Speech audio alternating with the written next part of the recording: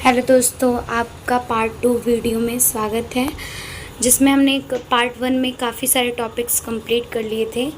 2 topics हमारे complete हो गए थे और ये थर्ड टॉपिक है जिसका नाम है एक आरंभिक साम्राज्य। अब एक साम्राज्य की शुरुआत कैसे होती है उसके बारे में जानेंगे और वो साम्राज्य है मौर्य साम्राज्य। मगध के विकास के साथ साथ मौर्य साम्राज्य का उदय हुआ, यानी मगध जो स्टेट था, जो आज प्रेजेंट टाइम में बिहार है, उसका जो डेवलपमेंट था, उसका जो विकास था, उसी के साथ साथ जैसे जैसे मगध का डेवलपमेंट हुआ वैसे ही वैसे मौर्य साम्राज्य का भी उदय हुआ। तो मौर्य साम्राज्य का जो संस्थापना करी थी वो किसने करी थी? इसकी स्थापना चंद्रगुप्त मौर्य ने, और 321 ईसा पूर्व में इसकी स्थापना करी थी। और उनका जो शासन था वो पूरे पश्चिम उत्तर में अफ़गानिस्तान और बलूचिस्तान तक फैला हुआ था। अच्छा, मैं एक आपको इंटरेस्टिंग बात बताती हूँ कि जो चंद्रगुप्त मौर्य थे उनको मतलब सारा क्रेडिट उन्हें नहीं दिया जा सकता। चाणक्य का इसमें बहुत बड़ा रोल रहा है। अगर चाणक्य नहीं होते तो शायद मौर्य साम्राज्य की स्थापना नहीं होती। और आपको बता दूं कि जब चंद्रगुप्त मौर्य का सेल्यूकस से जब युद्ध हुआ था तो सेल्यूकस से जीत गए थे चंद्रगुप्त मौर्य। तो उन्होंने उनकी बेटी, जिनका नाम हेलेना था, उनसे दहेज के तौर पर उन्हें मिला था अफ़गानिस्तान, पाकिस्तान, बलूचिस्तान, ये सारा कुछ दहेज के तौर पर मिला था हेलेना के साथ चंद्रगुप्त मौर्य को।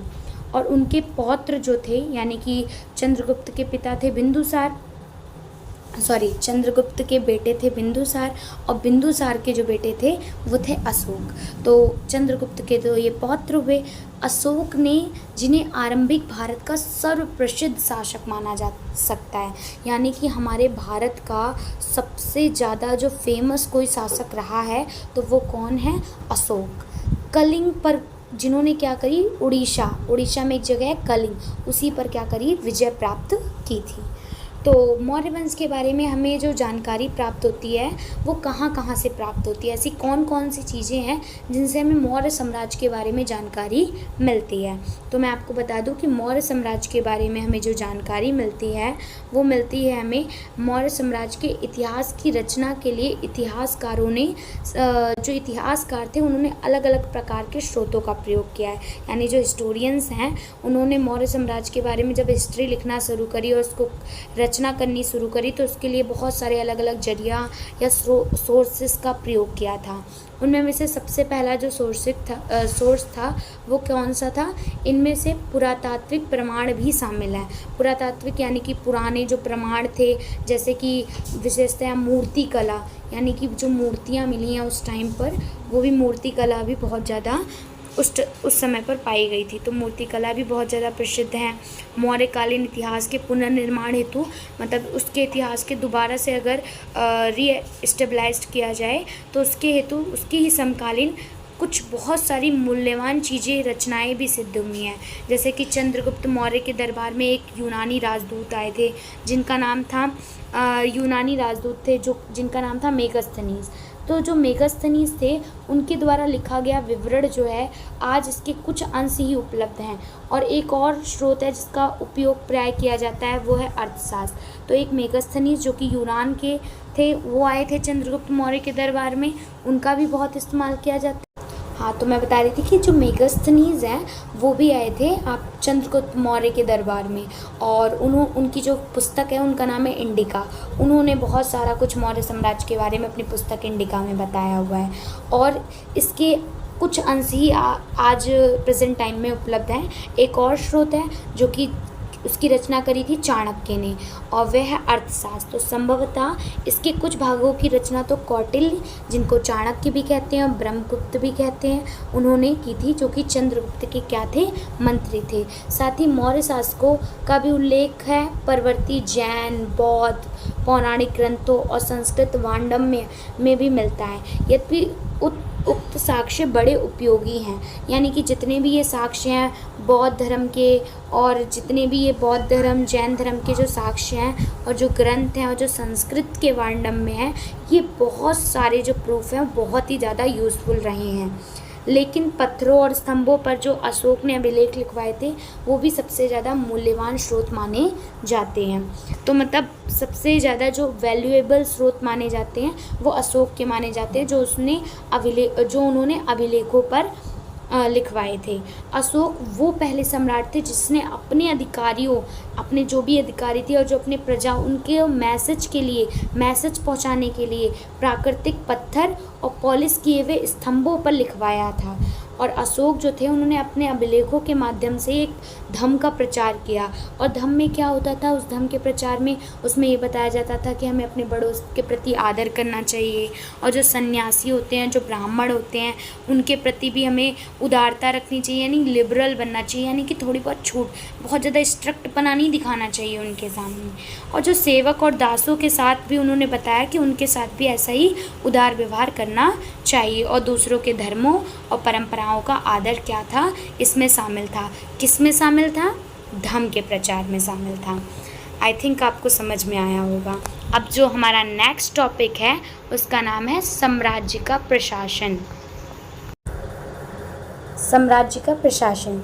मौर्य साम्राज्य के जो 5 प्रमुख राजनीतिक केंद्र थे, एक थी राजधानी पाटलिपुत्र और 4 जो थे वो उनके प्रांतीय केंद्र थे, जिनका नाम था तक्षशिला, उज्जैनी, तोसली, स्वर्णगिरी। इन सब का उल्लेख हमें अशोक के जो अभिलेख हैं उनमें इन सब चीज़ों का उल्लेख किया गया है। यदि हम इन अभिलेखों को टेस्ट करें, परीक्षण करें, जांच पड़ताल करें तो पता चलता है कि आज का जो प्रेजेंट टाइम में आधुनिक जो पाकिस्तान है, पाकिस्तान की जो पश्चिम उत्तर में सीमांत प्रांत से लेकर आंध्र प्रदेश, उड़ीसा, उत्तराखंड तक हर एक स्थान पर एक जैसे संदेश उत्कीर्ण किए गए थे, यानी कि ऐसे संदेश मिले हुए उत्कीर्ण किए हुए इन सब स्थानों पर एक जैसे। क्या इतनी, मतलब एक क्वेश्चन आपसे पूछा जा रहा है कि इतने बड़े साम्राज्य की जो प्रशासनिक व्यवस्था थी वो क्या सबकी समान रही होगी? तो इतिहासकार अब इस नतीजे पर पहुँचे हैं कि ऐसा तो संभव नहीं था। साम्राज्य में शामिल क्षेत्र जो थे वो बड़े अलग अलग थे, बड़े अलग अलग प्रकार के थे। कहाँ अफ़गानिस्तान जो कि पहाड़ी वाला इलाका है, और कहाँ उड़ीसा जो तटवर्ती वाला इलाका है। और ये संभव है कि सबसे जो प्रबल प्रशासनिक नियंत्रण, मतलब कहीं पर अगर प्रशासन का सबसे ज़्यादा कंट्रोल रहा होगा तो वो रहा होगा पूरे साम्राज्य की राजधानी में। अब आप आज के प्रेजेंट टाइम में देख लो, सबसे ज़्यादा जिस पर लोग चाहते हैं कि वो सारे लोग वहीं पर ही रूल करें, तो वो क्या है, कहाँ पर सारी पार्टी जीतना चाहती है? दिल्ली। बिकॉज दिल्ली क्या है, हमारी राजधानी है, इसलिए वहाँ पर भी अगर सबसे ज़्यादा कोई प्रशासन ने जो कंट्रोल कर रखा था वो थी साम्राज्य की राजधानी, और उसके आसपास के जो भी प्रांतीय केंद्रों पर रहे होंगे उन पर भी इनका नियंत्रण रहा होगा। तो इन केंद्रों का चयन बड़े ही ध्यान से किया गया, जैसे तक्षशिला, उज्जैनी, दोनों बड़े ही लंबी दूरी वाले और महत्वपूर्ण व्यापार मार्ग पर स्थित थे। मतलब इनका जो रास्ता, जो मार्ग था वो व्यापार मार्ग था, यानी कि यहाँ पर व्यापार वगैरह हुआ करता था, उसी मार्गों पर ये दोनों स्थित थे। और जबकि जो स्वर्णगिरी था, जिसे हम सोने के पहाड़, स्वर्णगिरी का मतलब होता है सोने का पहाड़, वो कर्नाटक में सोने की खदान के लिए उपयोगी, मतलब वो जो किस चीज़ के लिए जाना जाता था स्वर्णगिरी, वो कर्नाटक में था, वहाँ पर सोने की काफ़ी सारी खदान था, उन्हीं के लिए उपयोगी था वो स्वर्णगिरी। अब साम्राज्य के संचालन के लिए, मतलब एक साम्राज्य को चलाने के लिए भूमि और नदियाँ दोनों ही मार्गों से आवागमन बना रहना अत्यंत ज़रूरी था। यानी अगर एक साम्राज्य को चलाना था तो एक तो लैंड वाला मार्ग होता है और एक नदी वाला मार्ग होता है, तो दोनों ही ज़रूरी हैं, क्योंकि ऐसा नहीं पॉसिबल, लोग ज़्यादा हैं तो कुछ लोग नदी से आएंगे, कुछ लोग लैंड से आएंगे, तो दोनों ही का रास्ता का आने जाने का जो मतलब मार्ग था वो दोनों का ही बहुत ज़रूरी था, नदी का भी और भूमि का।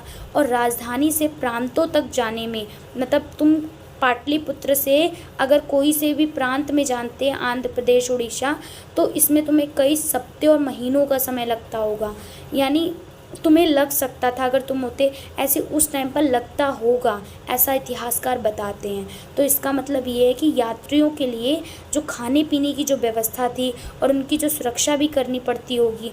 भाई जो लोग भी जाते होंगे राजधानी से किसी प्रांत में, तो जो भी सैनिक जाते होंगे या जो भी यात्री होते होंगे, उन्हें भाई जब सप्ताह और महीना लगता है तो खाने पीने की व्यवस्था करके जाते होंगे, अपनी सुरक्षा का भी देख रेख रखना पड़ता होगा। तो ये साफ साफ हमें प्रतीत होता है कि सेना सुरक्षा का एक प्रमुख माध्यम रही होगी, यानी कि सुरक्षा करने के लिए जो सेना रही होगी वही उसका प्रमुख माध्यम रही होगी। तो मेगास्थनीज जो है उसने अपने सैनिक गतिविधियों के संचालन के लिए एक समिति और 6 उप समितियों का उल्लेख किया है। किसने करा है? मेगास्थनीज ने। मतलब उसने बताया कि ये जो सैनिक की गतिविधियां थी उनको चलाने के लिए एक समिति बनाई गई थी और 6 उप समितियां बनाई गई थी, और इनमें से एक का जो काम था वो क्या था? नौसेना का संचालन करना। उसका काम क्या था? नौसेना का संचालन करना। और दूसरी जो थी वो थी यातायात। तो एक का काम था नौसेना का संचालन करना, नौसेना को चलाती थी, और एक का दूसरी यातायात और खान पान, तो कुछ जो थी वो खान पान का संचालन करती थी। तीसरी जो समिति थी उसका काम था जो पैदल सैनिक चल रहे थे उनका संचालन करना। और जो चौथी थी वो क्या थी? अश्वारोही। वो उसका काम क्या होता था कि जो अश्वारोही होते थे यानी जो घोड़े पर सवार होते थे उनकी देख रेख करना। 5वीं का काम क्या होता था? रथारोही। और 6ठी का काम मतलब जो रथ पर आरोही हैं उनका ध्यान रखना। 6ठी समिति का काम होता था हाथियों का संचालन करना। और दूसरी उप समिति का दायित्व होता था, उप समिति जो थी उनके भी अलग अलग दायित्व होते। दूसरी उप समिति का दायित्व था अलग अलग प्रकार का होता था। तो उपकरणों के ढोने के लिए बैलगाड़ियों की व्यवस्था कर दी गई थी, यानी कोई भी उपकरण सामान वगैरह होते थे तो उनको ढोने के लिए बैलगाड़ी की व्यवस्था कर देती थी। वो किसका काम था? दूसरी उप समिति का काम था। अब सैनिकों के लिए भोजन, जानवरों के लिए चारे की व्यवस्था करती थी वो। सैनिकों की देखभाल के लिए सेवक थे, शिल्पकार की नियुक्ति भी करते थे। सैनिकों की देखभाल के लिए सेवक और शिल्पकारों की नियुक्ति भी कर दी जाती थी। किसकी देखभाल के लिए? सैनिकों की देखभाल के लिए। अशोक ने अपने साम्राज्य को अखंड बनाए रखने का प्रयास किया, और ऐसा उन्होंने किस प्रकार से करा? कैसे उनका साम्राज्य अखंड बना रहा? उन्होंने ये धम्म के प्रचार के द्वारा किया था। जैसा कि हमने अभी ऊपर पढ़ा कि धम्म के सिद्धांत बहुत ही सिंपल थे, बहुत ही सार्वभौमिक थे, मतलब सभी जगह पर थे, सभी के लिए थे। पर अशोक के अनुसार धम्म के माध्यम से लोगों का जो जीवन था वो इस संसार में और इसके बाद के भी संसार में क्या रहेगा? अच्छा रहेगा, ऐसा मानना था अशोक का। तो धम्म के प्रचार के लिए धम्म महामात नाम से विशेष अधिकारियों की नियुक्ति की गई थी। तो आपसे पेपर में ये MCQ क्वेश्चन पूछा जाता है कि धम्म के प्रचार के लिए किसकी नियुक्ति की जाती थी? तो महामात नाम से विशेष अधिकारियों की नियुक्ति की जाती थी। तो आपको ये ज़रूर याद रखना है कि किसकी नियुक्ति की जाती थी धम्म के प्रचार के लिए? तो महामात की नियुक्ति की जाती थी। क्या नाम होता था उनका? महामात। मेरे को आई थिंक आपको समझ में आ गया होगा। 4th टॉपिक है आपका राजधर्म के नवीन सिद्धांत, यानी राज के जो धर्म थे उनके नए नए क्या सिद्धांत थे, राजा कैसे कैसे क्या क्या चीज़ों को फॉलो किया करते थे। तो जो दक्षिण के राजा और सरदार थे उनके बारे में जानेंगे। तो उपमहाद्वीप के दक्कन और उससे दक्षिण के जो क्षेत्र थे उनमें स्थित तमिलकम किसे कहा जाता था? तमिलकम का मतलब होता है तमिलनाडु और आंध्र प्रदेश और केरल। इन तीनों के कुछ हिस्से के लिए इस्तेमाल किया जाने वाला जो शब्द था वो था तमिलकम। इसमें चोल, चेर, पांडे ऐसी सरदारियों का उदय हुआ था। ये राज्य बहुत ही समृद्ध डेवलपमेंट थे, स्थायी सिद्ध हुए थे। कौन से राज्य? चोल, चेर, पांडे, ये सरदारियों का उदय हुआ और ये जो राज्य थे वो बड़े ही समृद्ध और स्थायी सिद्ध हुए थे। हमें इन राज्यों के बारे में हम जान तो रहे हैं, पर ये राज्यों के बारे में अलग अलग प्रकार के जो स्रोत हैं उनसे हमें जानकारी मिलती हैं। उदाहरण के तौर पर बताया गया है कि प्राचीन मतलब पुराने तमिल के संगम ग्रंथों में ऐसी कविताएं हैं जो इन सरदारों का क्या देती हैं? विवरण देती हैं कि उन्होंने अपने स्रोतों का कैसे संकलन करा और किस प्रकार से उन्होंने इसको डिस्ट्रीब्यूशन करा, कैसे वितरण किया था। तो कई सरदार और राजा जो थे वो लंबी दूरी के व्यापार द्वारा राजस्व जुटाते थे, यानी अपने राजस्व, अपना जो पैसा वगैरह जो इकट्ठा करते थे वो किस तरह से करते थे? लंबी दूरी के व्यापार को तय करके करते थे। और इनमें मध्य और पश्चिम भारत के क्षेत्रों पर शासन करने वाले सातवाहन और उपमहाद्वीप के पश्चिम, उत्तर और पश्चिम में शासन करने वाले मध्य एशियाई मूल के शासक भी शामिल थे। मतलब ये लोग भी व्यापार किया करते थे। कौन कौन से लोग? सातवाहन और शक। शक कहाँ के थे? पश्चिम, उत्तर और पश्चिम में शासन करने वाले मध्य एशियाई मूल के शासक शामिल थे। तो मतलब ये कहाँ के थे? पश्चिम, उत्तर से पश्चिम में शासन करने वाले मध्य एशियाई के मूल शासक, जिन्हें शक कहा जाता है। और उनके सामाजिक उद्गम के बारे में अधिक जानकारी तो नहीं मिली कि कैसे उनका उद्गम हुआ, लेकिन जैसा कि हम सातवाहन शासकों के बारे में चैप्टर 3 में पढ़ चुके हैं कि एक बार अगर ये लोग अपने पावर में आ गए थे, सत्ता में आ गए थे, तो आने के बाद उन्होंने अपना समाज में अपने अस्तित्व का दावा जो था वो कई प्रकार से इन्होंने कर लिया था। जैसे वो किस प्रकार से करते थे? बताते थे कि हम देवताओं से जुड़े हुए दैविक राजा अपने आप को कहते थे, यानी राजाओं के लिए अपनी उच्च स्थिति प्राप्त करने का एक बड़ा मतलब एक अच्छा सा वो हथकंडा, एक तरीका अपनाते थे कि वो अलग अलग देवी देवता जो थे उनको अपने साथ जोड़ देते थे। जैसे मध्य एशिया से लेकर जो पश्चिम उत्तर भारत तक शासन करने वाले जो कुषाण शासक थे, उन्होंने इस उपाय का सबसे अच्छा उद्धरण एग्जाम्पल प्रस्तुत करके दिखाया है। जैसे कुषाण इतिहास की जो रचना है, जो अभिलेख हैं, साहित्य जो परंपरा है, उसके माध्यम से की गई है। मतलब कुषाण के जो राजा हैं और उनका जो इतिहास है, उसकी रचना हमें किन किन चीज़ों के माध्यम से करी गई है? उसकी रचना अभिलेख के माध्यम से, साहित्य परंपरा के माध्यम से, लिटरेचर के माध्यम से। और जिस प्रकार के राजधर्म को कुषाण शासकों ने प्रस्तुत करने की इच्छा की थी, उसका सबसे सर्वोत्तम यानी सभी में उत्तम, सबसे ज़्यादा उत्तम प्रमाण जो है वो कहाँ पर नज़र आता है? उन्होंने जो ये चीज़ साबित करी कि हम देवी देवताओं से जुड़े हुए हैं, इसका सबसे अच्छा प्रमाण जो है हमें उनके सिक्कों और मूर्तियों में से प्राप्त होता है। उत्तर प्रदेश में मथुरा के पास माट के एक देवी स्थान पर कुषाण शासकों की एक बहुत बड़ी मूर्ति पाई गई है। कहाँ पर? उत्तर प्रदेश में मथुरा के पास। अफगानिस्तान के एक देव स्थान पर भी इस प्रकार की मूर्तियाँ मिली हैं। कुछ इतिहासकारों का मानना है कि इन मूर्तियों के जरिए, जो कुछ हिस्टोरियंस हैं वो ये मानते हैं कि इन मूर्तियों के जरिए जो कुषाण हैं वो अपने आप की तुलना देवता से करते थे, अपने आप को देवतुल्य प्रस्तुत करना चाहते थे।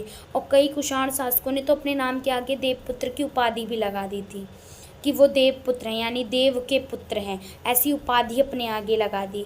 और वे उन चीनी शासकों, ऐसा कौन करता था? अपने क्लास 11 में चंगेज़ खान वाला चैप्टर पढ़ा था, जिसमें वो अपने आप को देवपुत्र ऐसा ही मानते थे।